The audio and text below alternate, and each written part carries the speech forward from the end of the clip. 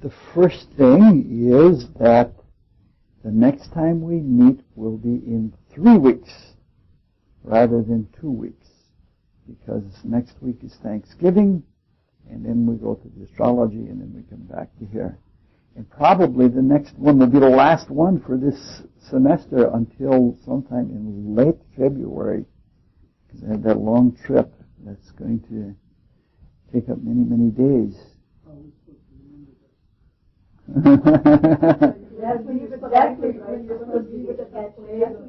What? Oh yes, we're not going to finish the play before I go. That's pretty clear. And there's that. Then there's that long harangue at the end that is the theme talk, which is the philosophical part, which all the Shakespeare is just to get at. For some reason, these talks have been much more oriented toward social and human things with relation to spiritual studies, and that's unusual for me. And I don't know whether it is the material or whether it is a matter of aging, because the older I get, the more I become interested in social matters and society at large. And this talk is going to continue along that same way. In all of the other plays we've looked at, Shakespeare usually uses the middle act as the continental divide of the play. All of the central issues are crystallized, and they're highlighted very dramatically. The characters find themselves in situations that are theirs for the rest of the play, and their tasks are clearly set before them. And this play is no exception. In fact, the literatis, the people who comment on the literature of Shakespeare, claim that this is one of the most dramatic examples of that everything that comes before the middle act is quite different than the latter, what happens after that. So let's begin with Act 3, Scene 1, and I'll start off and pass it on to Jerry. I pray thee, good Mercutio, let's retire. The day is hot, the capels are abroad, and if we meet, we shall not scape a brawl. For now these hot days is the mad blood stirring. No, I'm like one of these fellows that when he enters and finds the tavern, claps me his sword on the table and says, God send me no need of thee. And by the operation of the second top draws him on the drawer. But indeed there is no need. Am I right, sister fellow? Come, thou art as hot a jack and mute as any Italy. And a seem moved to be moody, and a seem moody to be moved. Mark, you're up. And what do? Nay, and there were two such which it had none to me, for one would kill the other. Thou, while thou wilt follow a man that hath a hair more, or a hair less in his head than thou hast. Thou wilt quarrel with a man for cracking nuts, and of no other reason than because thou hast hated eyes. What eye but separate eye which spy acts at the quarrel? My head is as full of quarrels, and the egg is full of meat. And yet thy head has been beaten as adder as an egg for quarrel, and has quarreled with a man for coughing in the street, because he had awakened thy velvet and lay asleep in the sun. Didst thou not fall out with a tailor for wearing the new doublet before Easter, with another to find the old shoe with old ribbon, and yet thou wilt frequently on quarreling? And I was so apt to quarrel as thou art, any man should buy the seed supper of my life for an hour and a quarter.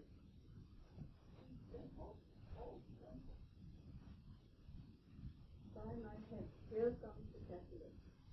By my heel, I care not. Follow me close, for I will speak to him. Gentlemen, good friends, a word with one of you. And but one word with one of us. Couple it with something, make it a word and blow. You shall find me apt enough to that, sir, and you will give me occasion. Do not take some occasion without giving. If you shall, I consult with me around there. Consort, what dost thou make us minstrel? And thou make minstrels of us, and look to him nothing but restore us. Here's my fiddle stick. Here's that shall make you dance. Thou, consort. Not here in the public haunt of man. Neither is to draw out of some private place, or neither hold in a street, or else to cut. Here all I gave on. Men's eyes will make them look, and let them be, that will not sight for no man's treasure high. Well, peace be with you, sir. Here comes my man. But I'll be hanged, sir, if he wear your livery. There he goes before the field.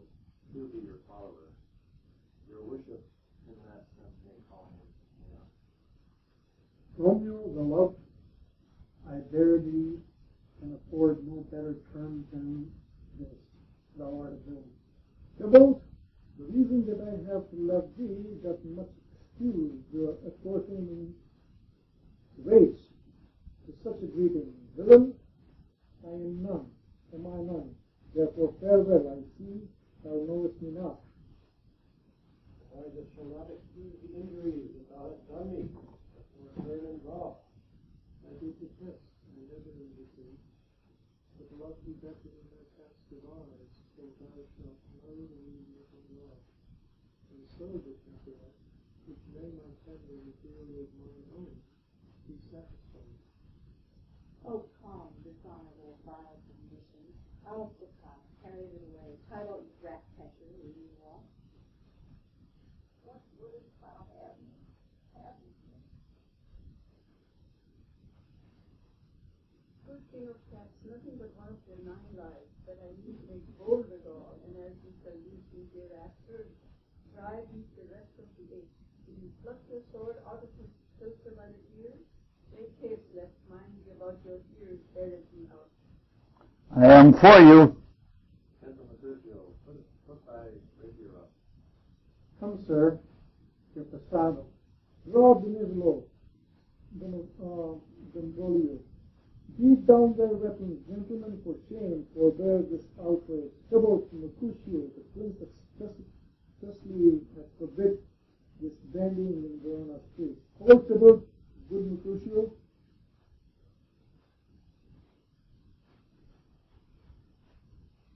I am hurt. Plague of both houses, I am fed. You the one that hath nothing? What, not so good? Oh, yeah, scratch. Marriage is enough. Where's my page? Go, villain. Fetch a surgeon. Courage, man, the first ask him much. No, it's not so deep as a well, not so wide as a church door, but it's enough. So serve. Ask for me tomorrow, and you shall find me a grave man. I'm peppered, I warrant, for this world. A plague about your houses. Zounds, a dog, a rat, a mouse, a cat would scratch a man to death. A braggart, a rogue, a villain that fights by the book of arithmetic. Why, the devil came you between us. I was hurt under the arm. I thought it all for the best. Tell me to enter some house, the jail, or I shall think. I plague of both your houses. They have made worms meat of me. I have it, and found it too, your houses. Oh, this gentleman, the prince's near ally, my friend, hath got this mortal hurt in my behalf, my reputation stained with typo slander. The bolt that an hour ago hath been my cousin. O sweet Juliet, thy beauty hath made me effeminate, and in my temper softened valor's steel. Oh, Romeo, brave Mercutio is dead. His daring spirit hath aspired the clouds, which too untimely here did scorn the earth. Made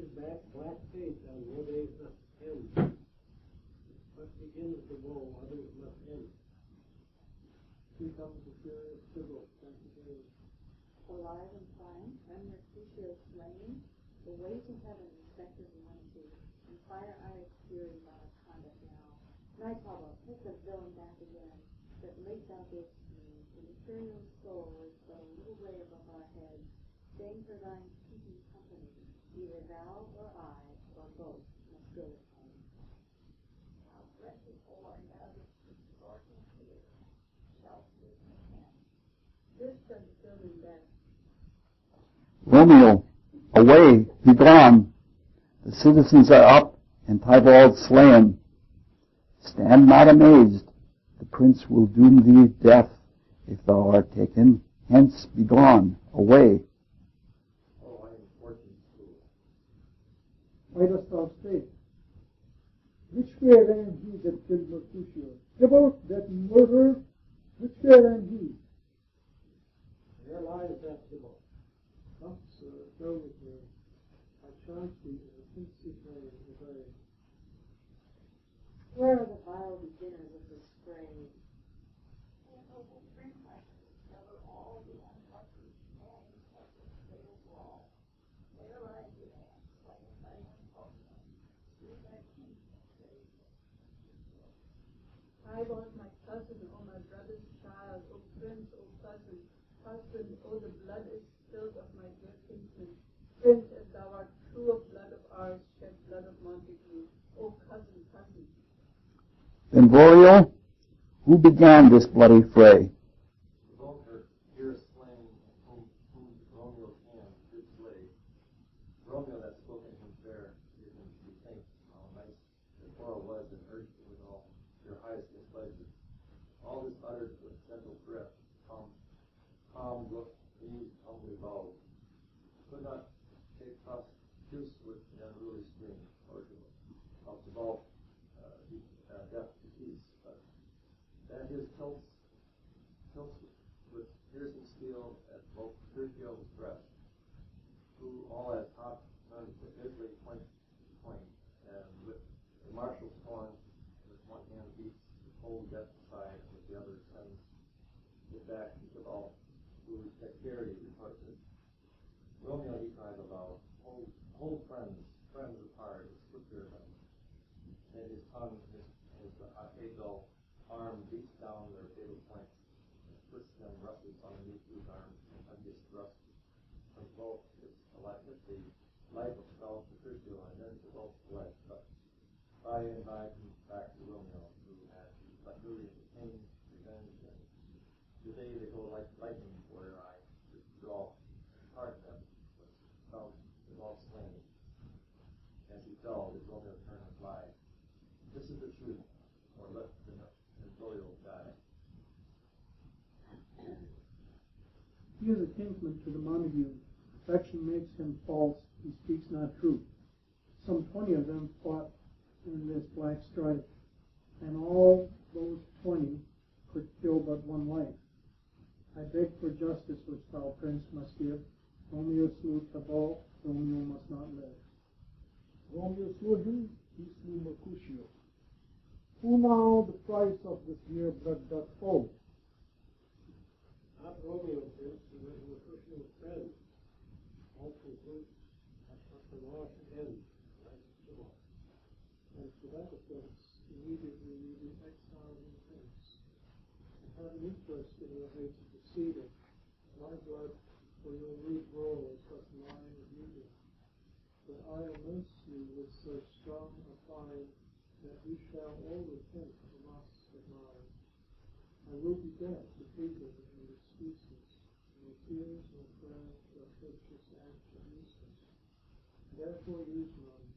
Let Romeo hence in haste, thou send his band, that now is his last. Hence, bear hence this body, and send our will, mercy that murders, pardon those that kill.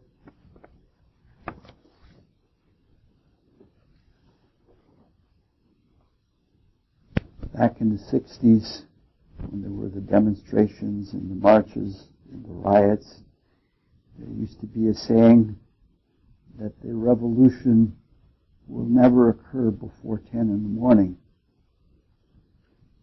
In Madison, you could pretty well say the revolution will never occur in January. Benvolio, early on, knows very well the effect of temperature and temper and impatience. From a spiritual point of view, terms like hot-blooded or keeping one's cool are not just poetic metaphors. We have a small range of temperature in which the spirit can dwell in the body and function. As we approach either the upper or lower bound of that, our attitudes change accordingly. If it's too cold, we withdraw and we retreat into a state that's almost immobilizing, like fear. If it's too hot, we become edgy, we become hostile and impatiently forceful. You might even say that we're feverishly frenzied. Our attitudes are analogous to states of matter or states of being or states of spirit. The colder and more frozen things are, the more we are immobile. The warmer things are, the more there is energy and action and the drive of things. However, since we have introduced sin into the state of things, all of these attitudes are not only what they have been all along, but they're tainted. So one should have listened to Benvolio. Mercutio continues to be a very fascinating and surprising character, and he certainly is mercurial. We saw that last time. Mercury in astrology tends to be soul neutral. That means it doesn't have a really strong feeling-toned nature. It's not hot like Mars or cold like Saturn or soggy like the Moon. It's neutral. As humans, when we utilize Mercury and what it rules, the mind, it becomes a kind of moral indifference, a kind of impartiality to right and wrong or good and evil. Mercury will take either side of an argument just for the sake of the argument. And if one has a tainted Mercury, a lie in expedience can serve better than the truth, so you might just as well use it. As such, Mercury is the master of the alibi. Much like one of the characters in Euripides says, "It wasn't I, but my tongue that lied." It's that kind of alibi for everything. One of the ways, or one of the psychological tools that we use as an alibi when we don't want to face ourselves is projection. Rather than see the truth about something, especially about ourselves, we project it onto others. In this case, Mercutio projects all of his bellicose attitudes onto Benvolio, who twice tries to be the peacemaker, so it really is projection. In both his first and third speeches on page 60, Benvolio is accused of all kinds of extremes of hot temper and aggressive and offensive behavior. Mercutio uses his tongue to the good service of everything. He's just as willing to pick a fight with Tybalt Only Tybalt, being energy set loose, can't stop. It doesn't have the deftness of Mercury. And so he continues even through the shield of Romeo in order to kill Mercutio.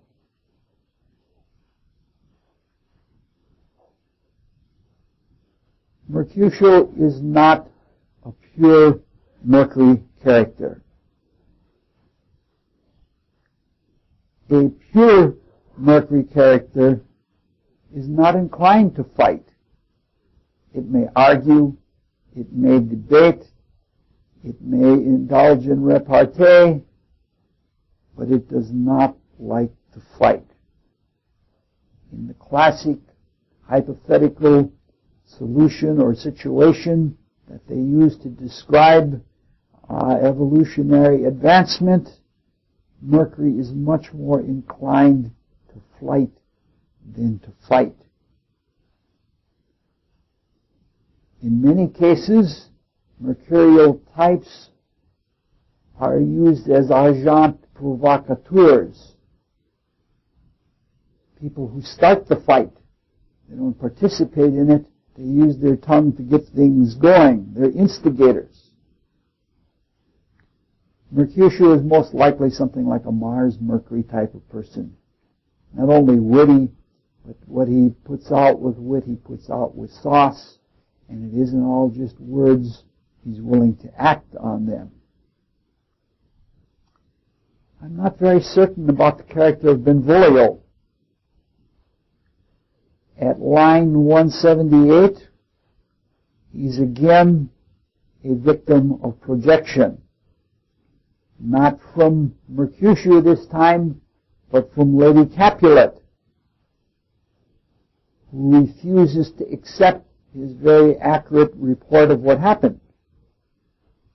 Partisan people are like that. They perceive things how they want to perceive them. They perceive what they want to see, not what is actually there.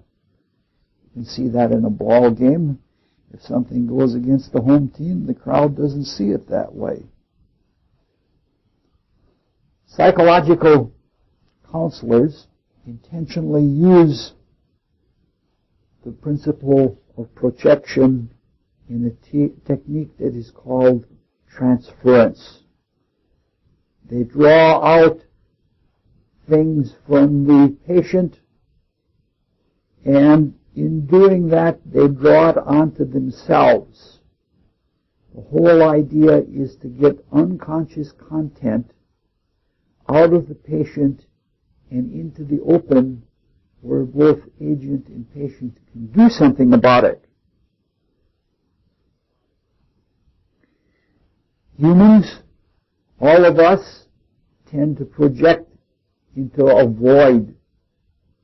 In the same way that it says that nature abhors a vacuum, it seems that human nature abhors a void or a vacuum that is unknown, and it will project the conscious, but more likely the unconscious nature into something that is unknown.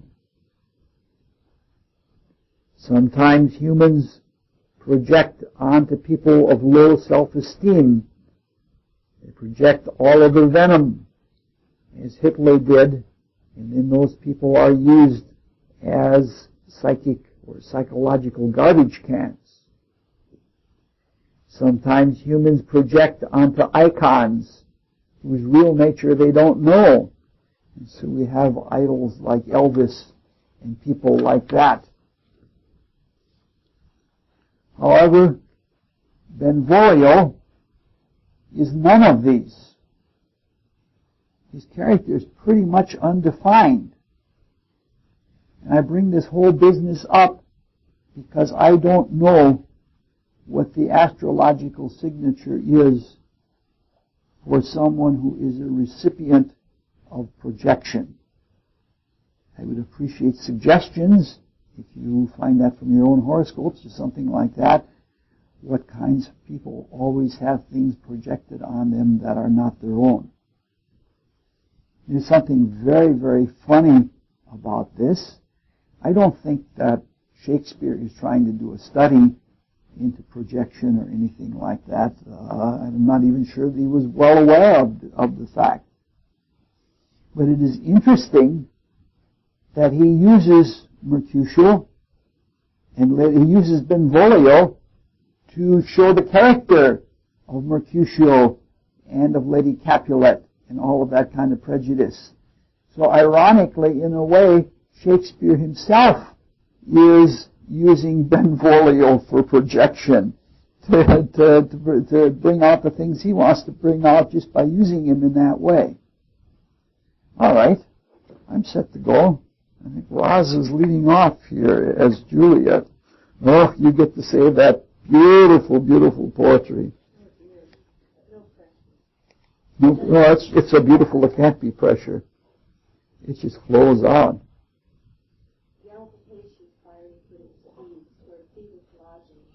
Such a wagon or spartan would lift you to the west and bring a cloudy night immediately. Spread thy close curtains long before the night, that runaway's eyes meet, and Romeo leap to these arms, untaught their rights and unseen. Lovers can see to do their amorous rights, and by their own duties, or if love be blind, with best agree with night. Come, civil knight, thou service to the nation all in black, and learn me how they lose a new match, played for a pair of stainless maidenhoods. Put my unmanned blood bathing in my cheeks, with thy black mantles of strange love grow bold. Speak true love after feeble modesty. Come night, come Romeo, come thou day and night, and for thou wilt lie upon the wings of night, lighter than new snow upon a raisin's back. Come gentle night, come loving black-browed night, give me my Romeo, and when I shall die, take him and cut him out in little stars, and he will make the face of heaven so fine that all the world will be in love with the night, and pain and worship to the dark sun. Oh, I have bought the mansion of a love, and not possessed it, and though I'm sold, not yet enjoyed. So tedious is this day, as is the night before some festival, from impatient child that have new robes and may not wear them. Oh, here comes my nurse, and she brings news, and every tongue that speaks but Romeo's name speaks heavenly offerings. Now, nurse, what news? What hast thou there? The course that Romeo bid thee fetch? Hey, course. Kindly, what news? Why dost thou wring thy hands? Ah, what a day. He's dead. He's dead. He's dead. We are undone, lady. We are undone. Alack the day. He's gone. He's killed. He's dead. Can heaven be so envious? Romeo can, though heaven cannot.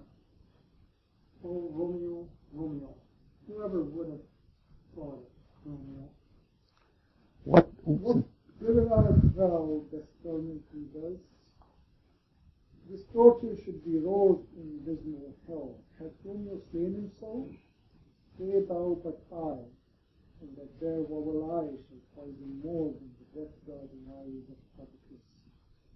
I am not I, if there such be an I. For those eyes shot that made these answer I. If he be slain, say I, if not, no. Brief song determine my view of it.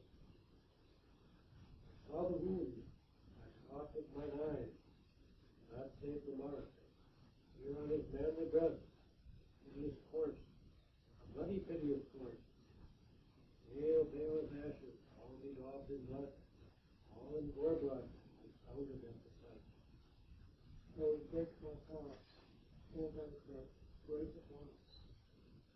Prison eyes, there look my liberty. Vile earth, to earth desire, and where she rear, and there in Romeo cuts and pretty dear. Oh, title, title, the best friend I had, oh, prettiest title, honest gentleman, if ever I should live to see thee dead. What storm is this that flows so contrary? Romeo slaughtered and title dead. My dearest cousin, my dear Lord, then dreadful comfort found the general dream. For who is living, those who are gone. Cybart is gone and Romeo vanished. Romeo that killed him, he is vanished. Oh God, Did Romeo's hand shed Tybalt's blood? It did. Alas, today it did.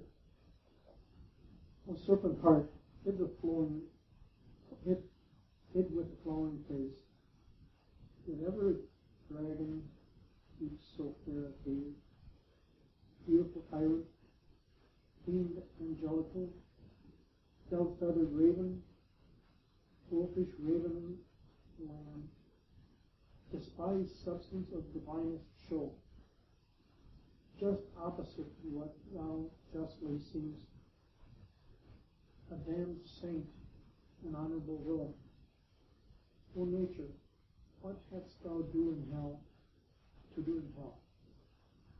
when thou didst flower the spirit of a fiend in immortal paradise of such sweet flesh? Was ever book containing such vile matter so fairly bound? Oh, that deceit should dwell in such a gorgeous place. There's no trust, no faith, no honesty in men. All perjured, all forsworn, all not, all dissemblers. Ah, where's my man? Give me some aqua vitae. These griefs, these woes, these sorrows make me old. Shame come to Romeo. Whispered be thy tongue for such a wish. It was not born to shame. On this vow shame is ashamed to sit. And she is told where other may be found. O monarch of the universe live. Oh, for the peace to thy chided. Will you speak well of him that killed your cousin? Shall I speak well of him that is my husband? Ah, poor my lord, what tongue shall smooth thy name, when I, thy 3 hours wife, have mangled it? But wherefore, villain, dost thou kill my husband? That villain cousin would have killed my husband. Back, foolish tears, back to your native spring. Your tributary drops belong to woe, which you, mistaking, offer up to joy. My husband lives, that Tybalt was slain, and Tybalt dead, that was slain my husband. All this is comfort. Wherefore weep I then? Some word there was, worse than the Tybalt to death that murdered me. I would forget his fame, but oh, it presses to my memory like family filthy deeds to sinners mine. Tybalt is dead, and Romeo vanishes. That banishes, that one word banishes, has slain 10,000 Tybalts. Tybalt to death was woe enough, if he had ended there. Or if sorrow woke delight in fellowship, and needly will be ranked with other griefs. Why followeth not, when she said, Tybalt dead, thy father, or thy mother, nay, or both? Which modern lamentation might have moved, but with the rearward following Tybalt's death? Romeo's vanishes. Speak that word. His father, mother, Tybalt, Romeo, Juliet, all slain, all dead. Romeo's vanishes. There is no end, no limit, measure, bound. Is that word death? No words can that woe sound. Where is my father and my mother, nurse? Weeping and wailing over Tybalt's corpse. Did you go to them? I will bring his sister. Wash they his wounds with tears? Mine shall be spent when theirs are dry for Romeo's banishment. Take up those cords, poor ropes, you are beguiled. Both you and I, for Romeo is exiled. He made for you a highway to my bed, but I, a maid, die maiden widowed. Come, cords, come, nurse, I'll to my wedding bed, and death, not Romeo, take my maidenhead. Fly to your chamber, I will find Romeo, comfort you. I work well where he is, hark ye, your Romeo will be here that night. I'll take him. He is hid at Lawrence cell. Oh, find him. Give this ring to my true knight, and bid him come to take his last farewell.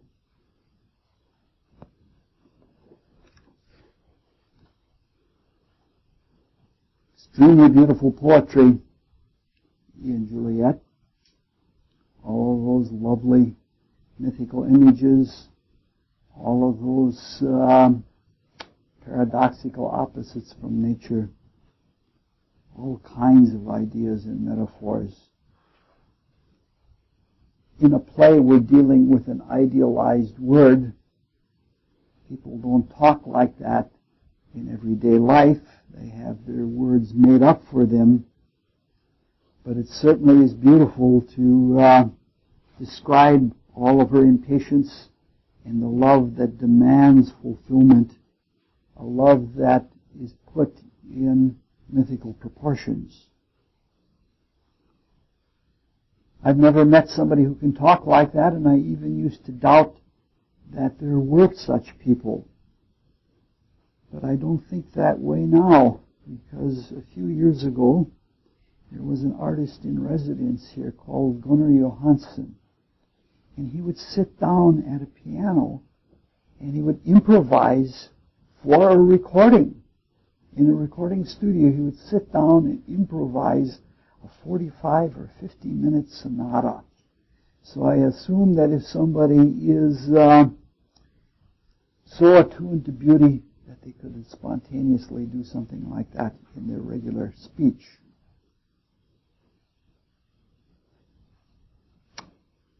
I grew up in a very martial family. I have the sun in Scorpio and Mars rising in the first house. My mother was an Aries. My father was a Scorpio. My brother has Sun conjoined Mars rising, and my sister had Sun conjoined Mars. We were not athletic people, but we were active people. We couldn't really sit. We had to be doing something. With human nature as it is, a surplus someplace represents a deficiency in another place. And none of us has a really strong, pure Venusian streak. Consequently, none of us has been highly affectionate. In our family, in lieu of affection, we appealed to Mars instead of Venus. Where most people loved, we teased. I grew up thinking that this was normal because I didn't know anything different. It was not until I tried to form close relationships with women that I learned otherwise. Some of the people that I loved and cared about and tried to get close to thought I was cruel, which is a martial trait.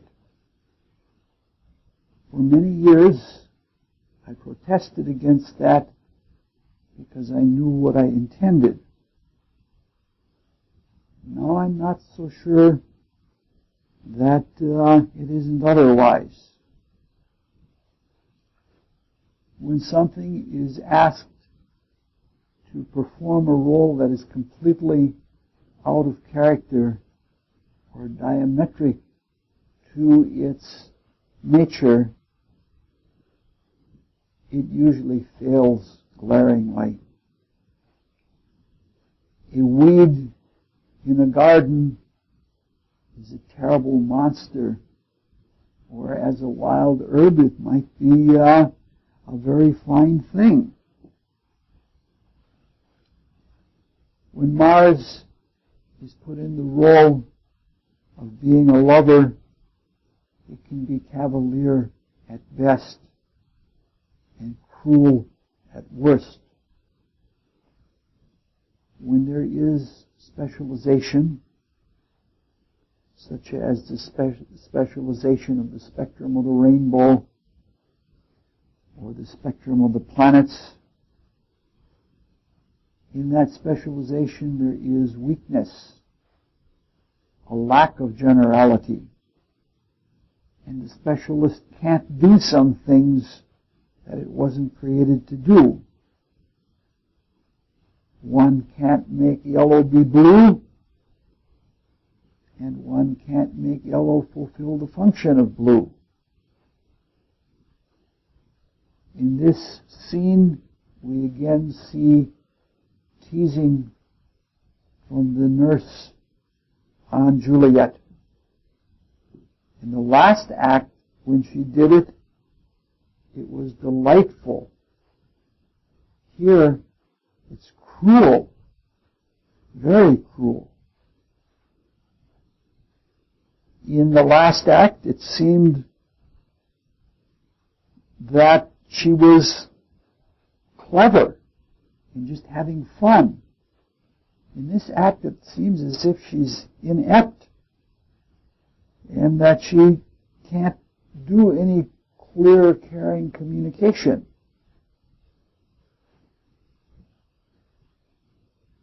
My guess is that she is probably a Scorpio kind of character.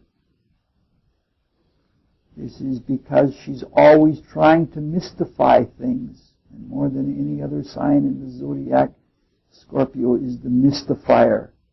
If there isn't a mystery there, it'll make one, just so that there's something that needs to be uncovered. And she has a cruel streak, which is like Scorpio. In the last act, and even somewhat in this act, she has a lot of lewdness in her. And she has all of the repulsive qualities of Scorpio.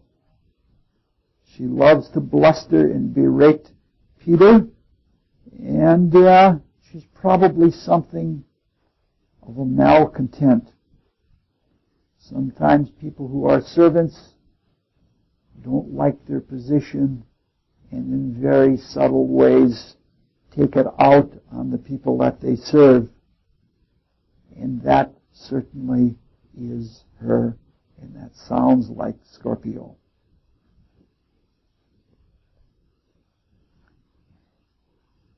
One of the great misconceptions about tragedy is that tragedy is dark and sad and dismal and depressing. Actually, classically, tragedy is meant to be exultant, even triumphant. The idea is that in tragedy, one does something. Often that action is the result of a character flaw. And the person experiences the consequences of their deeds, which are usually sorrowful. As a result of experiencing those consequences, or just seeing what happens in the perpetration of that deed, there is an awakening that takes place. An awakening not only to bad behavior, but awakening to something greater in the spirit, well above the petty character flaws that we have. And the tragic hero or heroine advances through all of these things, and they become much better than they were before the fault. Even though things can't be put back to the way they were, and there may be some irredeemably broken and sad things, there is a triumphant kind of growth. In the speech beginning at line 97, that is a classic tragic speech. You can see Juliet growing during the course of the speech. It doesn't have all of the beautiful poetry of the opening speech, but it is a speech of growth. Even in the speech before it, beginning at line 73, we see her awakening to all kinds of paradoxes. And this play is filled with paradoxes. As a tragic hero, heroine, Juliet is very unusual. Her action was not flawed. She fell in love, and she acted on that love. And there was no sin in her act. Loving somebody who is supposed to be an enemy is not a sin, but it does have consequences, and they can be very dire consequences. In this speech, you can see her awakening to the reality of the consequences of her actions, and she sees that she's connected in all of her deeds, and in her very being she's connected with all sorts of people. And a lot of those connections are not harmonious. She realizes that somebody she loves isn't perfect. Somebody that's even capable of killing her cousin. She's really aware of the consequences of deeds. The deeds of people and that she is committed to. And she knows that once done, actions, deeds are irreversible. And that she has to accept it, even if it's death or banishment. She understands that many of the consequences are unpleasant. And she realizes very clearly that the law of action is not a respecter of persons. In a way, she's like another classic hero. She's like Arjuna in the Bhagavad Gita. In that story, the armies of gods and humans are lined up against each other in a battle, in a great war. There are those that Arjuna loves on both sides of the battle. And there are mighty and fearsome forces with him and against him. But through Krishna, he realizes he has a duty. No matter who the foe may be, and no matter even if there are beloved involved, he has a duty.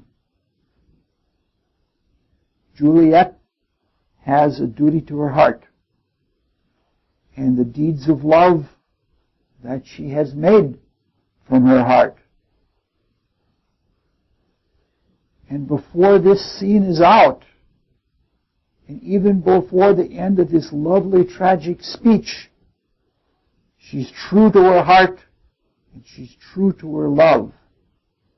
And here already, in the middle of the play, she's already a tragic heroine. She's done what some don't do until the very last moments of a tragedy. She has triumphed, and she has triumphed through love. All right, who's up for starting the next one? Romeo, come forth, thou fearful man. Affliction is enamored of thy parts, and thou art wedded to calamity. Father, what news? What is the prince's doom? What sorrow craves acquaintance at my hands, and I yet will not? Too familiar is my dear son with such sour company. I bring thee tidings of the prince's doom.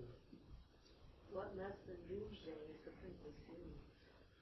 A gentler judgment vanished from his lips. Not his death, but my banishment. Ha! Banishment? Be merciful, say death. For exile hath more terror in this look. Much more than death. Do not say banishment. Here from Verona thou art banished. Be patient, for the world is broad and wide. There is no world without Verona walls, but purgatory, torture, hell itself, hence banished from the world, and the world's exile is death. Then banished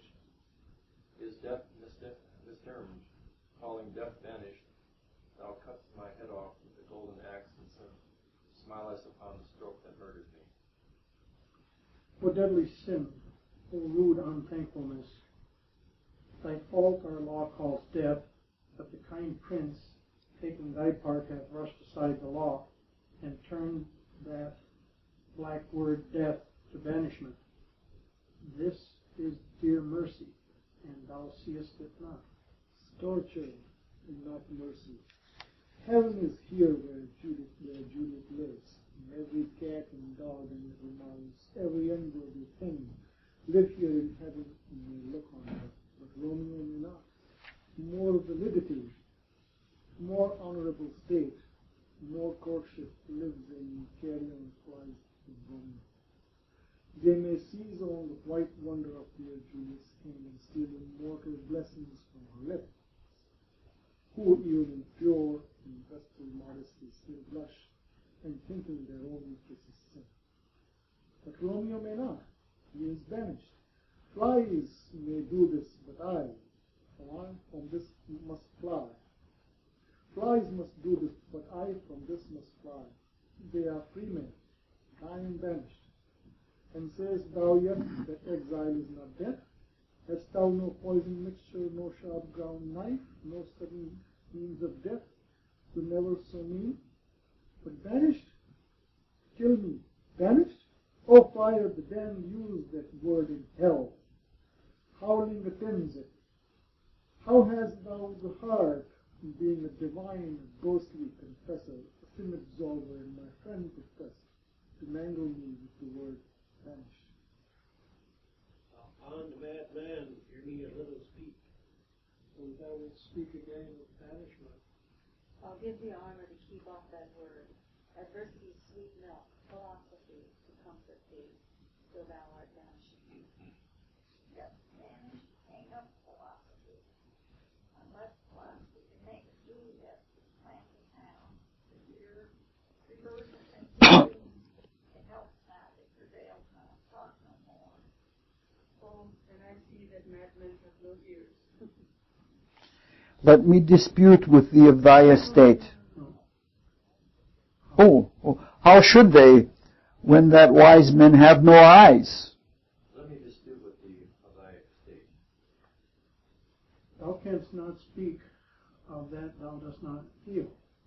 Wert thou as young as I, Juliet, thy love, an hour but married, Tybalt murdered, doting like me, and like me banished, then mightst thou speak, then mightst thou tear thy hair, and fall on the ground as I do now, taking the measure of an unmade grave.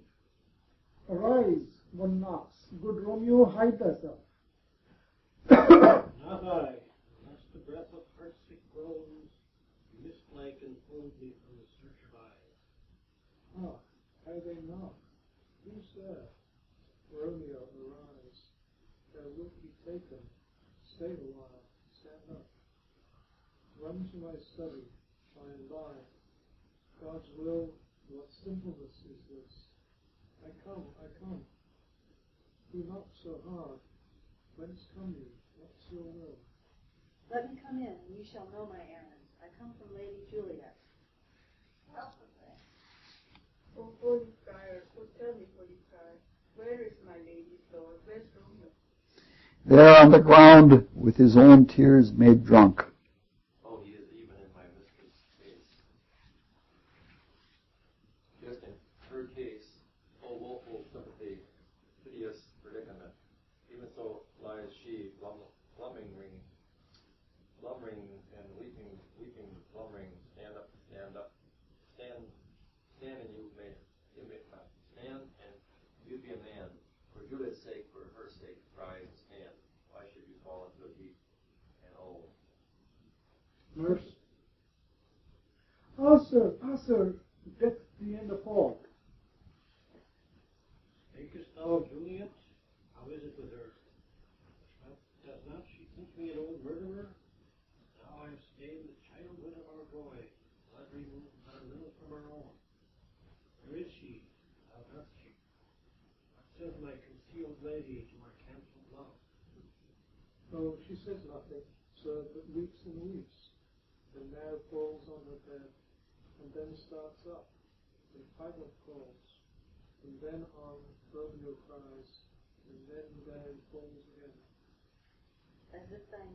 shot from the deadly level of a gun would murder her, as that needs cursed hand murdered her kinsman. Oh, tell me, friar, tell me, in what vile part of this anatomy does my name lodge? Tell me that I may sack that unequal mansion.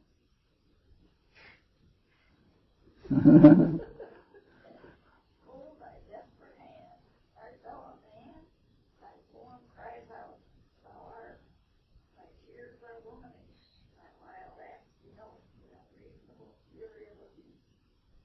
Unseemly woman, a seeming man, and ill beseeming these deceiving folk. Thou hast amazed me.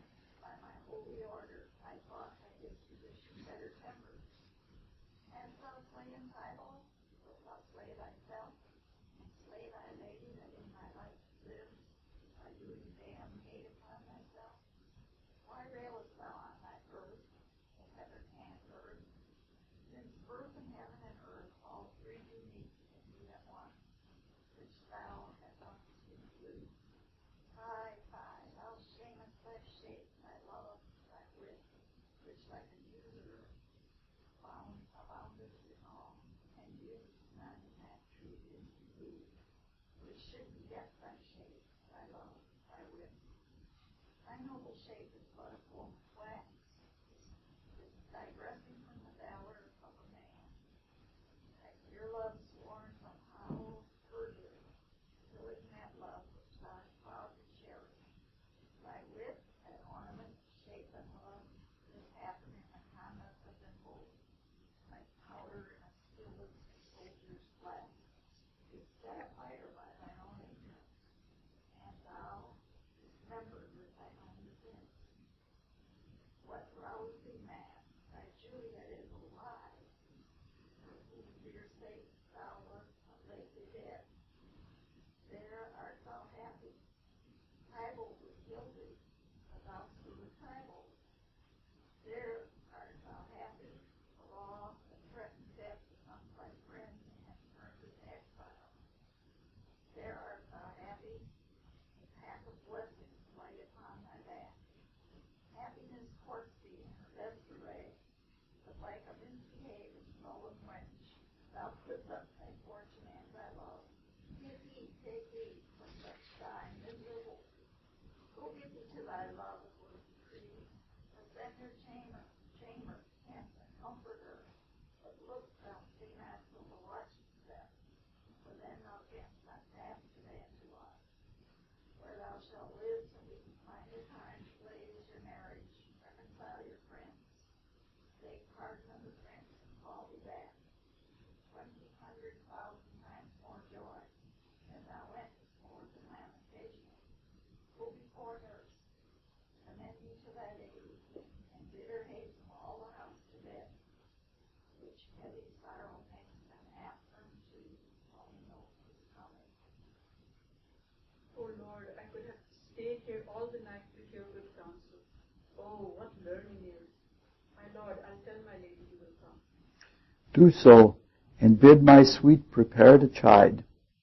Here, sir, a ring she did me give you, sir. You make haste, for it grows very late. How well my comfort is revived by this. Go hence, good night, and there stands all your stay. Either be gone before the watch be set, or by the break of day disguised from hence. Sojourn in Mantua. I'll find you man, and he shall signify from time to time every good hap to you that chances here. Give me thy hand and say farewell. Good night. That a joy past joy calls out on me. For a grief so brief to part with thee. Farewell.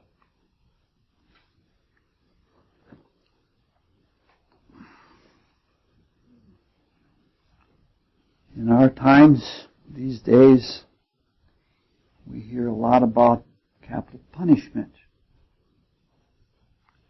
And in that term, the second part is the part that's most worthy of note. Punishment. We're confused about the whole subject. Depending how we feel, In our confusion, we term it differently. Sometimes we talk about correctional institutions. And sometimes we talk about penal institutions. These days, corrections are not scoring very well. A lot of people are not being redeemed. Punishment is scoring well, at least in the eyes of the punishers. Punishment, especially capital punishment, is something like social vengeance. The prisoners see that, and they know that, and they resist any kind of integration into the values of the avengers. They're not going to give in to people who hate them. For a number of reasons, the death penalty is anti-spiritual. Yes, in reality, people really do die, but only to the physical realm. Spiritual death is something that's extremely rare, and in most cases, rebirth is inevitable. In the mystery schools, the whole idea is redemption. Even the redemption of the worst sinners. The Knights Templar took criminals off the street and redeemed them. In society, where there is a death penalty, it is a signal that society has given up. It admits the failure, and it says we can't redeem our own. It's a very sad, sad thing. In astrology, each of the mundane houses that analogously corresponds to one of the watery signs on the astrological mandala is a problem-solving house. The fourth house corresponds to Cancer, and it is for the solution of personal problems. The detritus that we carry in our subconscious, bad habits, traumatic experiences, all of those kinds of things. It varies from horoscope to horoscope, but in the Mandalic Classic, the whole idea is to wash the problems away through positive emotions and through tears of remorse in some kind of retrospective activity that moves backward, like the sidling clam or the crayfish move backward. The eighth house corresponds to Scorpio, and it is for the solution of shared problems, divorce, family problems, work disputes, things like that. Unfortunately, we have taken or mistaken the Scorpio side of things, and we take the principle of elimination, which is the Scorpio principle, and we turn it into a way of getting rid of things that we don't like. Instead of solving the problem, we get rid of the perpetrator. That's what capital punishment really is.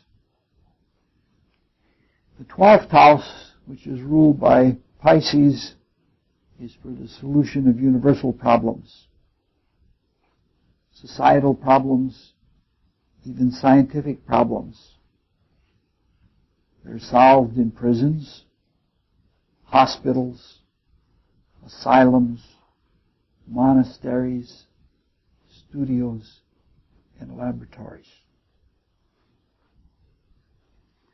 The 12th house is also the ultimate recourse for anything that hasn't been solved by the 4th or the 8th house. It goes beyond capital punishment. The idea of the 12th house is to be in retreat and to face the weight of all of the things that you have done and to ponder them, to mull them over, to muse on them in isolation until all of the experience that is unredeemed has sunk into the spirit and it has spiritualized them. Unfortunately, our prisons aren't like that.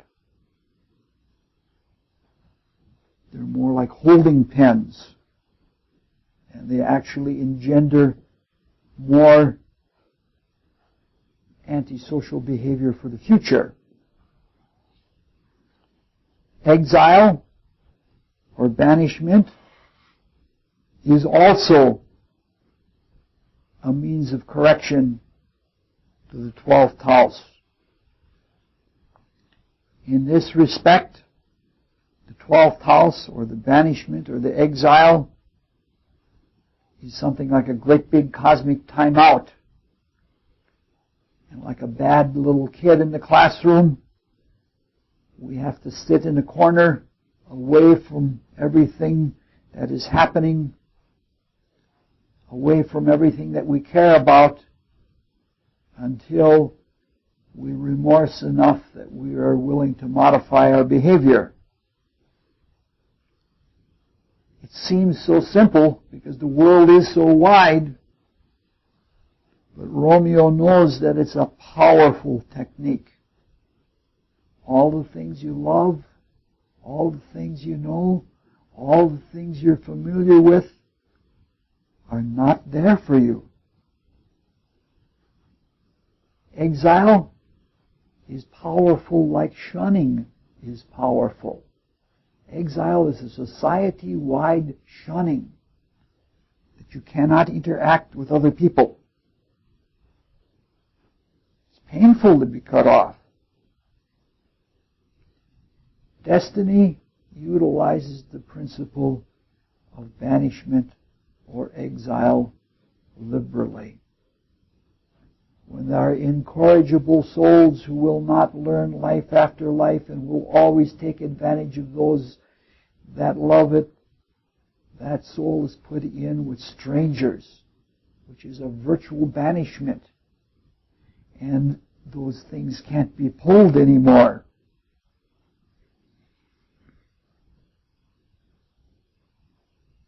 Destiny applies banishment in a very large and liberal sense, because if you think about it, our being in blinded materialism is a cosmic banishment. We're blinded into a world of only outer forms, and our hearts may long for heaven or for our spiritual source, but we're banished, and we have auto-exiled ourselves.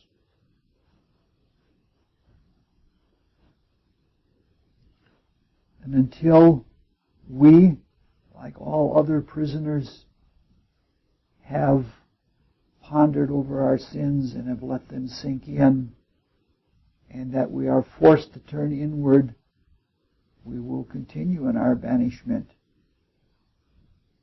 And then reunion will come. It may be short, it may be long, but like Romeo, we don't have any choice. So the 12th house is extremely subtle, but it's also very powerful. It's dark and it's demanding. Now, in the previous scene, we saw that Juliet is doing very well as a tragic heroine. Romeo is not doing very well. As far as we've gone, it looks like Romeo is much weaker than Juliet. In this scene, or in the scene previous to this, he has backslid. It's very hard to live the life of love. It's very hard to get started on it. As long as you're a fierce warrior, you'll have the respect of your enemies. There may be wounds from battles, but there will be respect. But once one has espoused the path of love, one really has to be strong in love. Because the enemy, or what used to be the enemy, is going to come on strong. And they're going to pound on you, and you can't even use violence to defend yourself. Only love. So Romeo in the previous scene reverted, and he slew Tybalt. Now he's got to pay the price. Pay the price of violence, which is all the more keen because he's aware of love and he's a votary of love. Love that he sees is going to be denied to him. So the same weakness that allowed him to revert is now present in a different form in his character. When he's with Juliet, he can be very bright and positive and optimistic. When he's alone and facing a future of being alone, and when he has to face his deeds, he becomes dark and murky and self-indulgent. He just cries over his woes. Even Friar Lawrence can't help him. He parries every statement that the friar makes with a statement of dark pessimism. It's as if he's dueling all over again. And this continues right down to the time when the nurse enters and tells of Juliet. At this point, he can't even take the good news of her love, and he tries to commit suicide. At this point in the scene, there is a dramatic change in the social dynamic. And in order to understand that change, let's do a little divertimento into something that we haven't looked into since Hamlet. And that is spiritual arithmetic. Number theorists, who are basically amateurs, know that numbers have a character and that that character is described in their associations with other numbers through arithmetic operations. The board is filled with it right now. A simple example, the number 2 has a character that is unique because it's the only even prime number. Spiritual mathematicians look at numbers in the same way and do some of the same things, only they carry it much further. They're both more radical and more fundamental. They go so far that academic mathematicians blush at their notions and run and hide. For example, a spiritual mathematician thinks that a number is a name. The name of a principle. And that principle is itself a being, a universal being, or a category of universal beings. Now, many people will accept this as far as the idea of the indivisible one goes, but even in that acceptance, they think it is poetic. It's a poetic use of the idea of numbers. However, to say that the number 4 represents a spirit of 4, or a principle of 4 that is active throughout the universe, most people would consider that gobbledygook. Even though the Rig Veda has 4 daughters of Prajapati, or it has 4 Rudras, or in the West there are 4 lords of destiny, or 4 winds of destiny. Spiritual mathematicians claim that numbers, as names of principles, have being. And that being has character, it has quality, and it has potency in functional use. Wherever a number is, that potency is manifest. In that regard, one can't say very much about 1, because there's nothing to compare it to. It just is. 2 has been very actively used everywhere, especially in culture.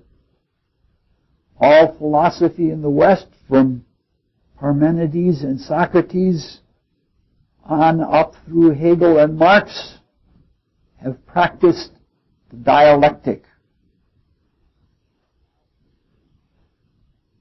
It now permeates the whole electronics world, which is digital, which is a yes-no world.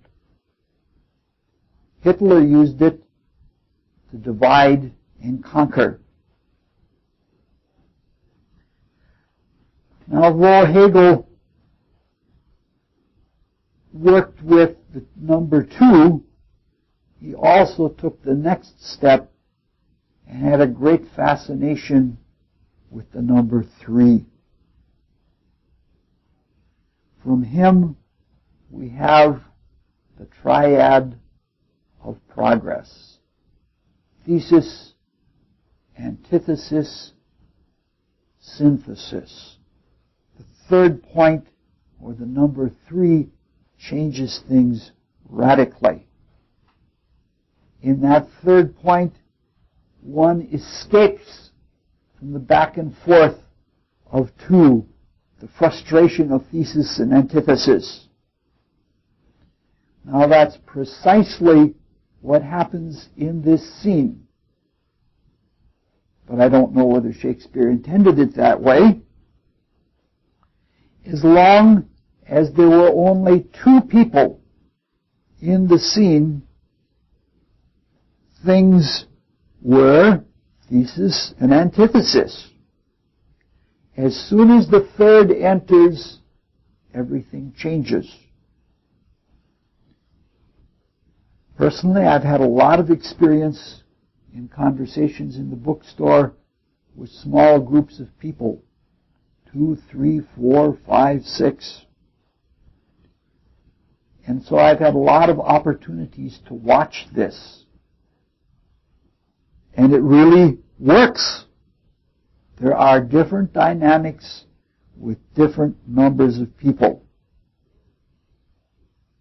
So in the early part of this scene, it's 2, thesis and antithesis.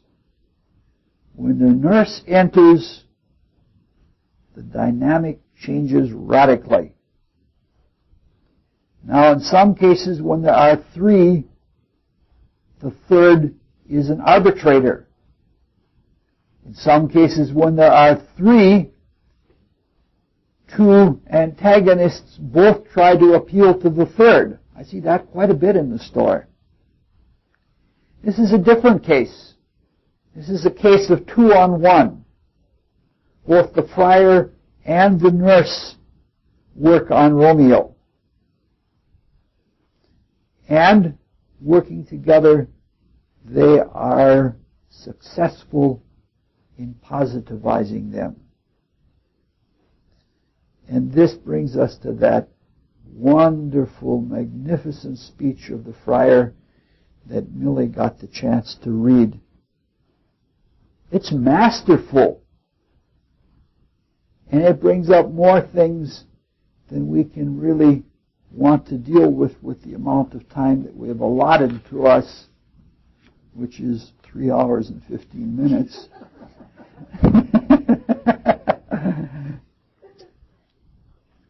So we'll stick to one of them. And I put it in a question or in two questions. The question is something like, we're putting Shakespeare on the trial again, as we like to do from time to time. Question is this the way to properly address a suicide? Or will this approach work with a suicide? Obviously, there are many different kinds of suicides, and each one is an individual case and requires an individual approach. So we have to be somewhat careful in working with general cases that we don't end up with bland generalizations or with stereotypes. Also, suicide is a very big subject, and there are many books written on it, and it's a subject that's worthy of that much attention. But if we keep those dangers in mind, we can keep away from being too shallow or from being stereotypical, and we can look at the problem in general. When we discussed the suicide question in the famous to be or not to be suicide speech of Hamlet, we discussed suicide relative to depression. At that time, we mentioned that suicide was a mental issue more than an emotional issue, even though emotional conditions may trip the process off. And process is the good word. It's an excellent word. Frequently,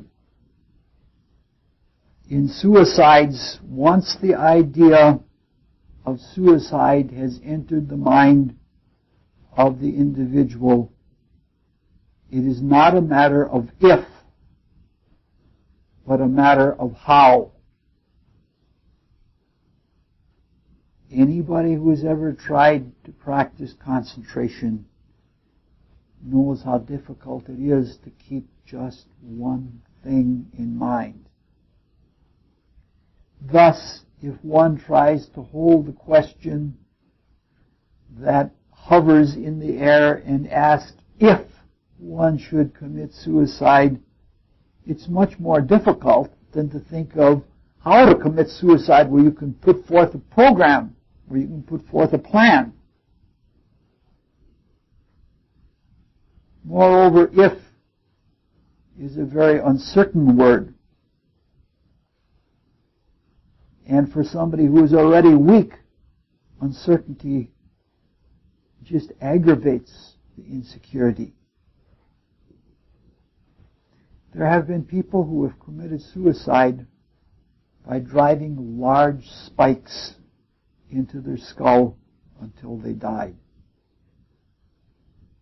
There have been people who committed suicide by chopping their skulls open with a hatchet. Now, neither of these things is easy to do. In fact, they're very, very hard to do.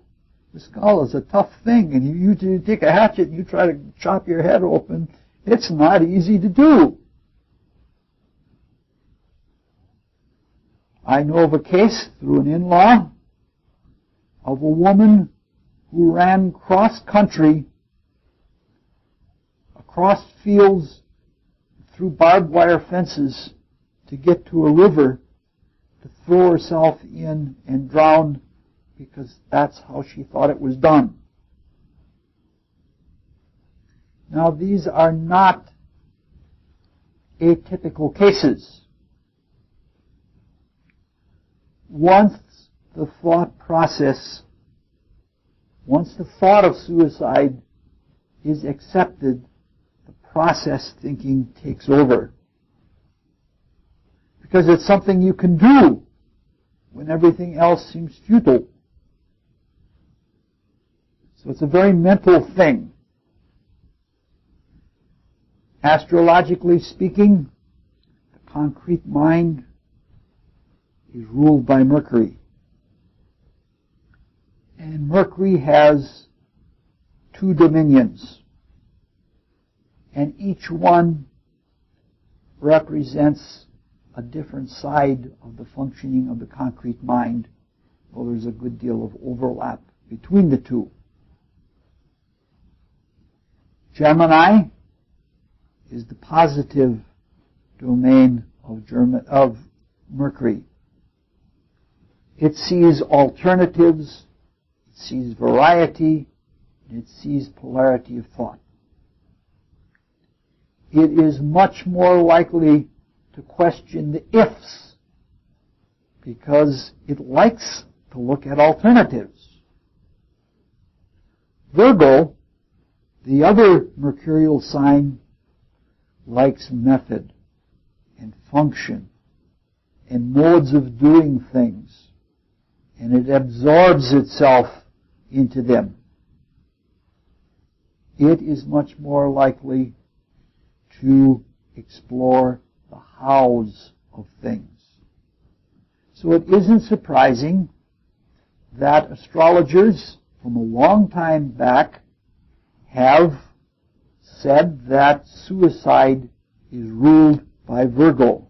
Long before all of these things were noted about the unique ways that people methodize to commit suicide. Now, this is not to say that all suicides are Virgos. That would be false, clearly false. It's merely meant to say that suicide usually, almost always, involves a Virgo-like state of mind. Virgo is not a strong sign. It's often an indicator of weakness and of insecurity. However, if it is given the chance to serve, and that service involves organizing and producing a smooth working method or process, it'll serve very dedicatedly and it'll excel. Virgo is a negative sign. This usually means an attitude that prefers to internalize. You might say that all of the negative signs are introversive, that they like turning inward. When Virgo turns in with its mentalness, it's tremendously introspective. It's like arranging the house mentally inside. It focuses on all of its internal processes. If things are not going well, it enumerates all of the things that are not going well, and it repeats them. It goes over them again and again, and it becomes convinced of how bad things are, even if most of the magnitude of badness is internal and mental. So it is negatively auto-persuasive, just like Romeo in this scene. In the mentality, it takes on a quality of the opposite sign, Pisces, that Pisces works on in the emotional sphere, and that is martyrdom. So Virgo produces the mental martyrs. And so it gets itself into a tightly wound spiral that is a syndrome of self-sympathy. If one has to work with this kind of negative persuasion, one confronts all kinds of intellectual or psychological blackmail. Support me in my negative thinking and in my weakness and in my dismal state, and if you don't, I will commit suicide. One doesn't know whether Shakespeare intended it this way, but this kind of thesis and antithesis is what takes place between Friar Lawrence and Romeo. But these two things are the things that have to be broken if you're working with a suicide. You have to break the fascination with function. You have to break that fetched way of wanting to know how to commit suicide. And the other thing one has to do is to break through the downward tight spiral of self-sympathy and psychological blackmail. So when the nurse enters and she brings her news, the number 3 is invoked. The 2, the back and forth, is broken and a trinity is formed. Friar Lawrence in this scene at that point seizes the moment. He's no longer persuasive. And he takes the position of synthesis, which is a position that is very familiar to him. He becomes a representative of the divine authority. And he doesn't do it in meekness, not at all. The first thing he does is he attacks the self-pity. That's the source of blackmail. And he does it really forcefully. And I think you have to, when you're dealing with suicides, you have to be careful how this is done and the critical time to do it, or else it's going to be deadly. But it has to be done. I can remember an instance of working with someone who was threatening suicide over the phone. I knew the person well.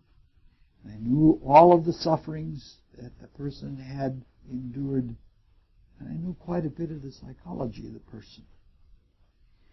And after about the second or third threat of suicide, my response was that when I hang up, I will call the ambulance.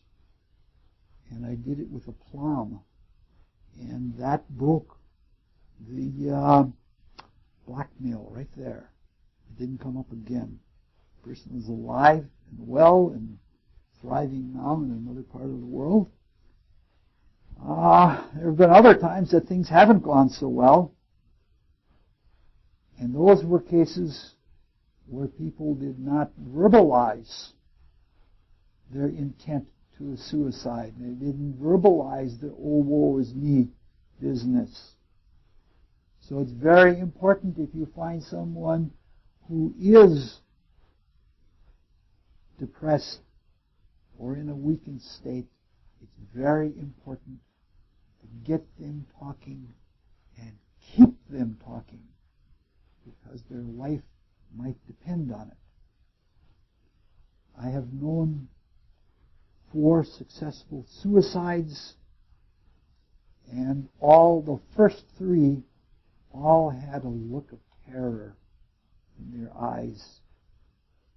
And I didn't recognize, I said to myself I would never forget that look again.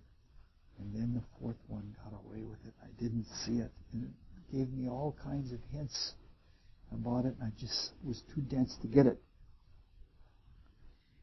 Romeo is not typical in that he hasn't gone down the path of how to do it. He hasn't gotten hooked on that. His attempt at suicide in this scene is in the moment. So Friar Lawrence doesn't have to deal with that component. What he does have to deal with, he deals with well. He's known Romeo all of his life. He's confessed him and done educated him and everything else. And so he breaks down the syndrome of self-pity immediately. He does it decisively. And he does it by challenging. He exhorts Romeo. And he charges him to do positive, manly things. It won't work in all cases, but in this case it does. So, once again, it looks like Shakespeare has proven to be accurate and correct in how people deal successfully with suicides. As we've seen, pretty much Shakespeare has a pretty high batting average. There's one last little aspect of this whole little episode that it seems wise to cover. When the friar exhorts, he doesn't do it with false courage. He knows that there is a divine power in Romeo. And that's important. You can't deal falsely. He knows that power, and he has confidence in it. And he knows something else. He does something else. He lends some of his own power to Romeo, some of his own positivity. It's not dramatic, it's not obvious, and he doesn't overpower Romeo's will. He doesn't violate his divine rights. But in all acts of healing, whether it is psychological healing or whether it is physical healing, the agent has to give some of his will to the patient to help the patient get through the time or until the patient can take will on its own. Friar Lawrence seems to know this from his inner wisdom. Now, I'd like to do one more scene. Are you guys up for it? Is it too late for you? Next time? You want to do it next time? All right, Shard says next time. And if we're doing... No, it's... all right, how many people want to read it and go through it? 1, 2, 3, 4... Shard is voted down. You'll have to be a hyperactive kid. If you want to pace back and forth outside in the other room. Maybe I'll do that. Yes. Oh, this is just a short? This is a very short one. Page 98? Yep. Oh, okay, I can see that. Yeah, and there was a little bit to say about it. Therein lies the rub. All right, who's up? Mark is up? No. Oh, okay. Things that fall out, so unluckily, that we have had no time to move our daughter with you, and you lost the things that still clearly, and so did I. Well, we were born to die. very late. You must come down here, I promise you. But for your company, I would have to bed an hour ago. The times will for no time to do, but I'm given, coming with your life.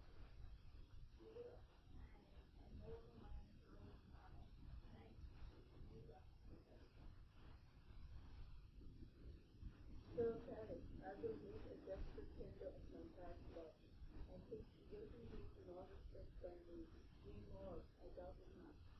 Why, go you to her aid with bed, acquaint her here of my son Darius's love, and bid her, after me, on Wednesday next, from Scott, what day is it? Monday, my lord. Monday. Well, like the Koepsel. A Thursday, let it be Thursday calendar. She shall be married to this noble earl. Will you be ready? Will you like this haste? You'll keep no great ago. Kind of you. For heart you is all. We explain so late. Maybe thought we held him carelessly in our company. If we rebel, therefore we'll have some half-dozen friends in their hand. What say you to this Thursday? My lord, I would that Thursday was tomorrow. Well, get you gone. First is to do dead. Go you to Juliet Ferry's the dead. Prepare her wife to bring this very day. Farewell, my lord. Light to my chambers cold. For me, it is still very late. But we will call it early by and by. Well, this is one of those scenes that just sets up the next action in the dilemma. And there's very little to say about it, so we should be finished in about 20 minutes.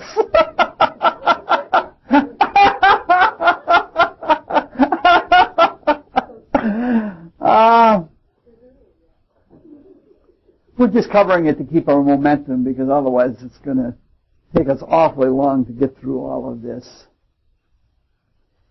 The little that there is to speak about is a subject that some of us are more familiar with than others. And that is arranged marriages. But we're not going to look at it in the normal sense. If one judges marriages by their outcome,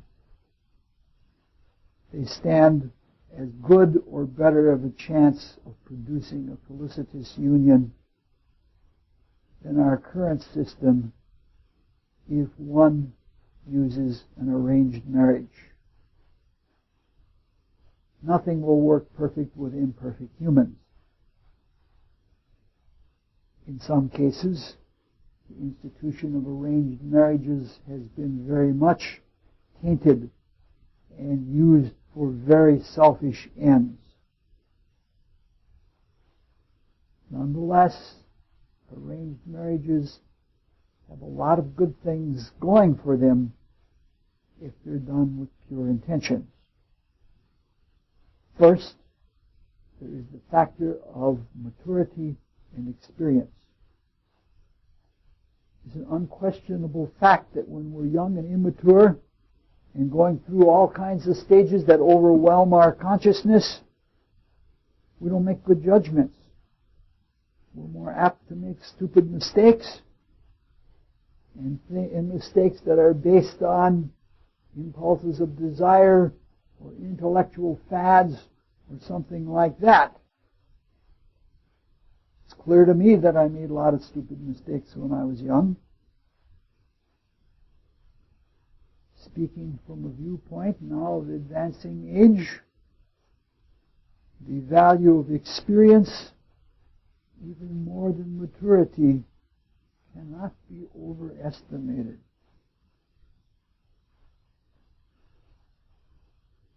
When we have experienced the consequences of our causes and have had to have lived with them, we know things much better than before we initiated those causes or were even aware of the process.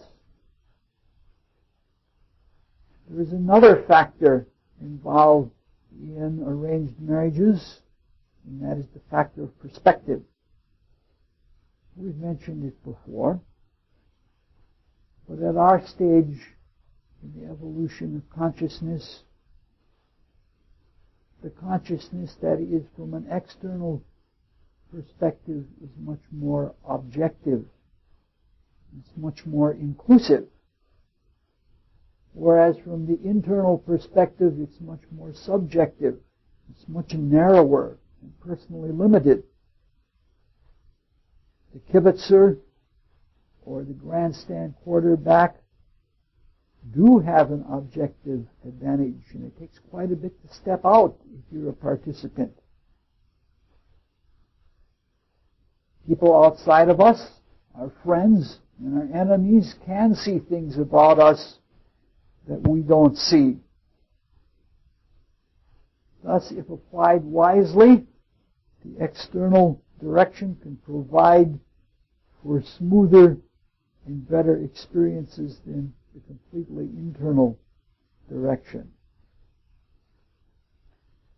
Having said all of this, there is one other factor which outweighs all of these other advantages, and I want to look at that factor in terms of the theme of what these talks are about. The theme of this sub-series of talks is about destiny, the making and unmaking of destiny through creative love or grace, and through the law of consequence. A few minutes ago we saw that Juliet became aware of the web of destiny with all of its spans and cross-connections. Often it has been described as a net because of the many sidelong connections. What would probably be an even better image is looking at it as a fabric, because the connections are so close and so many that they're contiguous. It's almost like a continuous plane of cause and consequence and of destiny responsibility. We are woven into a collective destiny with mutual responsibilities that are so intimate and so vast that we barely can get the notion of how big it is and how we fit into it. We're ignorant. Because of our ignorance, we suffer and cause others to suffer. And we are impotent in direct proportion to our ignorance. The actions of others, of groups, of wholes, control us much more than we know. It isn't unjust, it isn't undeserved, but it isn't all individually auto-initiated either. At least not in the microcosmic sense. These days, I think it's on our mind that we may all have to suffer as a consequence of the war psychosis that's in the air. Even in our microcosmic perspective, we are bound and limited by causes we initiated in past lives. Causes and consequences in lives that are long forgotten. It used to be that everything in our lives was controlled. Not by a deus ex machina, a divine machine, but by the divine hierarchies, by the gods, everything in our lives was controlled, like the life of an ant or the life of an owl is controlled. We were creatures. We were ever so carefully brought to a point in our development when we, the Spirit, could enter into our personality and function within as creative beings, as lesser deities.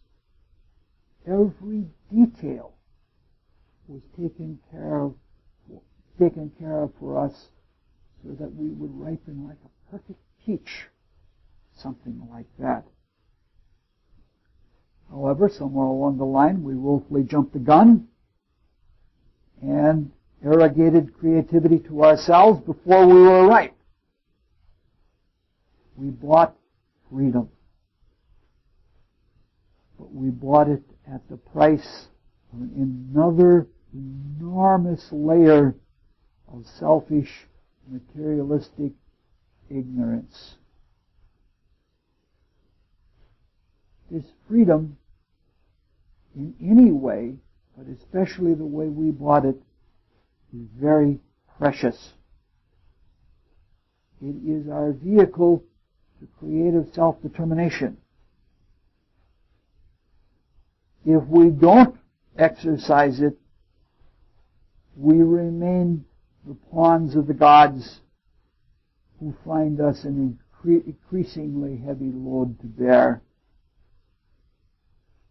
If we don't exercise our creative freedom, others will determine our circumstances. We must exercise it and do so as often and effectively as we can. We must do so even if it means choosing an unsuitable marriage partner, which all of us just about know about. It is more efficient, and we progress better and more rapidly in our creative freedom if we act wisely. But wisdom, as we all know, is not knowledge. I couldn't recommend knowledge as the path to creative freedom. We can study philosophy and cosmology and psychology and all of the other ologies that we study, and we can use them to benefit as far as getting to freedom. However, when we do that, we have to be careful about not suffocating the lamp of the heart and the light of intuition that comes from that lamp. Intuition and freedom are synonymous. Intuition and creative love are synonymous. Intuition is from the realm of love that is beyond the law. We must express creative freedom whenever we can, if we ever hope to be free, if we ever hope to create our own destiny. Freedom. All right. Ross says, freedom for freedom for my ears.